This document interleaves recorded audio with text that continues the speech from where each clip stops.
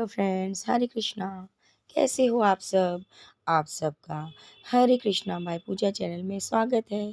तो आज हम आपको हरि प्रबोधनी काशी, जिसे देव उठानी काशी भी कहते हैं, की व्रत कथा सुनाने जा रहे हैं। तो चलिए शुरू करते हैं। बोल बाके बिहारी लाल की जय। नारद जी ने जगत पिता ब्रह्मा जी से पूछा, हे पितामह, कार्तिक के शुक्ल पक्ष की एकादशी को भगवान विष्णु 4 मास के शयन के पश्चात उठते हैं। इस एकादशी का क्या नाम है, व्रत विधान तथा महत्व है? कृपा कर बतलाइए। ब्रह्मा जी बोले, हे देव ऋषि नारद, इस एकादशी का नाम प्रबोधनी काशी है। सभी पापों को हरने और पुण्य एवं मुक्तिदायिनी इस प्रबोधनी काशी की महिमा अनंत है। पृथ्वी पर गंगा की प्रभुता और समुद्रों तथा तीर्थों का प्रभाव तभी तक रहता है जब तक कार्तिक की विष्णु प्रबोधनी एकादशी तिथि नहीं आती। मनुष्य को जो फल 1000 अश्वमेघ और 100 राजसूय यज्ञों से मिलता है, वही प्रबोधनी काशी के व्रत से मिलता है। नारद जी कहने लगे, एक समय भोजन करके रात्रि को भोजन करने और पूरे उपवास करने से क्या क्या फल मिलता है, मैं आपको बताता हूँ। ब्रह्मा जी बोले, हे पुत्र नारद, एक बार भोजन करने से 1 जन्म और रात्रि को भोजन करने से 2 जन्मों और पूरे दिन उपवास करने से 7 जन्मों के पाप नष्ट हो जाते हैं। जो वस्तु ना मिल सके और दिखाई ना दे सके, वह भी हरि प्रबोधनी एकादशी का व्रत करने से प्राप्त हो जाती है। सुमेरु मंदराचल के समान भारी पाप, अनेकानेक पूर्व जन्मों में किए गए संपूर्ण पाप भी इस व्रत से क्षण भर में नष्ट हो जाते हैं। विधि पूर्वक थोड़ा सा पुण्य कर्म भी बहुत फल देता है, परंतु विधि रहित चाहे अधिक किया जाए तो भी उसका फल कुछ नहीं मिलता। संध्या न करने वाले, नास्तिक, वेद निंदक, धर्मशास्त्रों को दूषित करने वाले, पाप कर्मों में रत, धोखा देने वाले, ये सब चांडाल के समान है। जो विधवा और सधवा ब्राह्मणी को भोग करता है, उसका कुल नष्ट हो जाता है। पर स्त्रीगामी के संतान नहीं होती, उसके पूर्व जन्म के संचित श्रेष्ठ कर्म भी नष्ट हो जाते हैं। जो गुरु ब्राह्मणों से अहंकार युक्त बात करता है, वह भी धन संतान से हीन होता है। भ्रष्टाचार करने वाले, चांडाली से भोग करने वाले, दुष्ट और नीच पुरुष की सेवा और संगति से प्राप्त हुए समस्त पाप भी हरि प्रबोधनी काशी के व्रत से नष्ट हो जाते हैं। हे नारद, जो मनुष्य अपने मन में हरि प्रबोधनी एकादशी व्रत करने का संकल्प मात्र करते हैं, उनके जो 100 जन्म के पाप नष्ट हो जाते हैं, और जो रात्रि जागरण करते हैं, उनकी आने वाली 10,000 पीढ़ियां स्वर्ग में जाती हैं। वे नरक के दुखों से छूटकर प्रसन्नता के साथ विष्णु लोक को जाते हैं। ब्रह्म हत्या आदि जैसे पाप भी इस व्रत के प्रभाव से नष्ट हो जाते हैं। जो फल समस्त तीर्थों में स्नान करने से प्राप्त होता है, वही पुण्य इस एकादशी की रात्रि को जागरण करने से प्राप्त हो जाता है। उसी मनुष्य का जीवन सफल है जिसने इस एकादशी का व्रत किया है।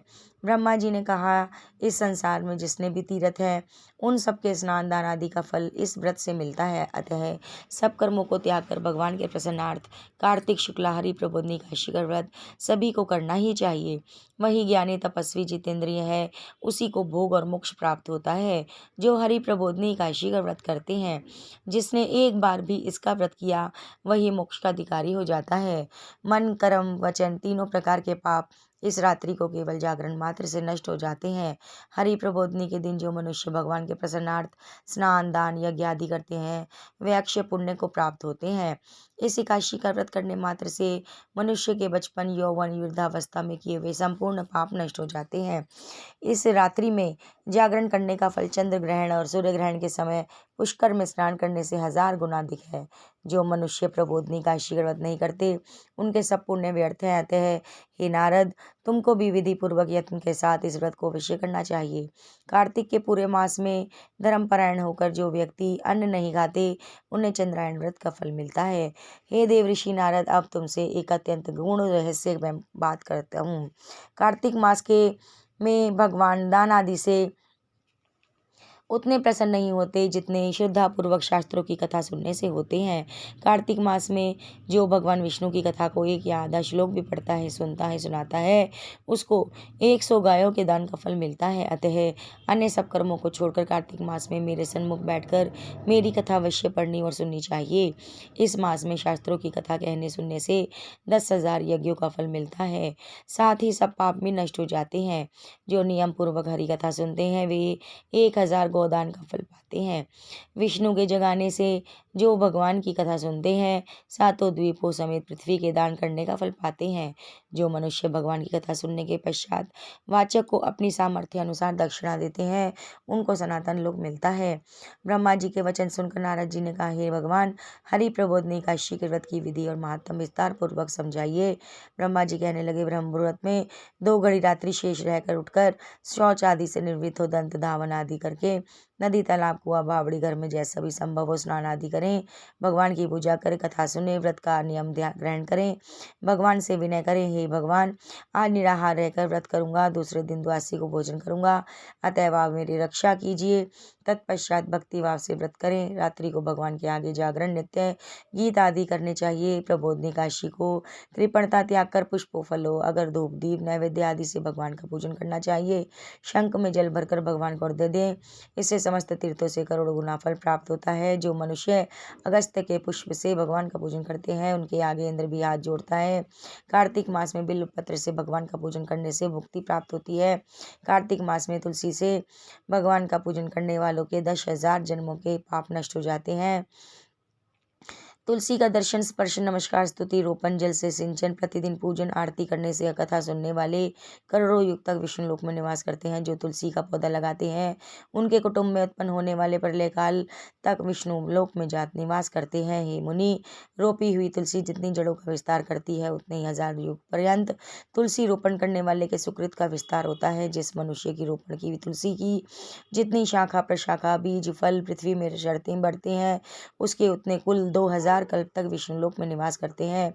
हरि पूजा में पुष्पों के महत्व का वर्णन करते हुए ब्रह्मा जी ने कहा, हे वत्स, जो कदम के पुष्पों से विष्णु का पूजन करते हैं वे सभी यमराज के दर्शन नहीं करते। गुलाब के पुष्पों से भगवान का पूजन करने वाले को मुक्ति प्राप्त होती है। जो बकुल, अशोक के फूलों से भगवान का पूजन करते हैं वे सूर्य चंद्रमा के रहने तक किसी प्रकार का शोक नहीं पाते। जो मनुष्य सफेद व लाल कनेर के फूलों से भगवान का पूजन करते हैं उन पर भगवान अत्यंत प्रसन्न होते हैं।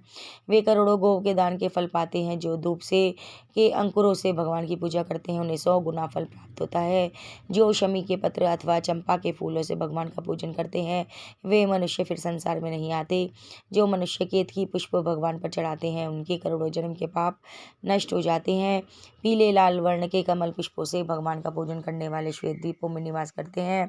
प्रबोधनी काशी की पूरी रात्रि को जागरण, पूजन, कथा, कीर्तन के पश्चात प्रातः काल उठकर नदी पर जाएं, स्नान, तप और नित्य कर्म करके घर पर आकर विधि विधान पूर्वक भगवान के शिव का पूजन करें। द्वादशी को व्रत की समाप्ति पर विद्वान ब्राह्मणों को भोजन कराएं, दक्षिणा देकर क्षमा याचना करें। इसके पश्चात भोजन, गौ दक्षिणा देकर गुरु का पूजन करें। जो वस्तु व्रत में छोड़ने का नियम किया हो वह ब्राह्मणों को पर्याप्त मात्रा में दें। हे नारद, रात्रि में भोजन करने वाले मनुष्य ब्राह्मणों को भोजन कराएं, स्वर्ण सहित बैल का दान करें। जो मनुष्य मांसाहारी नहीं है वे गौ का दान करें। आंवले से स्नान करने वाले मनुष्य को दही और शहद का दान करना चाहिए। जो मनुष्य फलों का त्याग करे वह फलों का दान करें। तेल व घृत छोड़ने पर, दूध और अन्न छोड़ने पर चावल का दान किया जाता है। जो भूमि शयन का व्रत लेते हैं उनको शैया और तुलसी सब सामग्री सहित देना चाहिए। पत्ते पर भोजन करने वाले को स्वर्ण का पत्ता घृत के सहित देना चाहिए। मौन व्रत धारण करने वाले को ब्राह्मण और ब्राह्मणी को मिठाई का भोजन कराना चाहिए।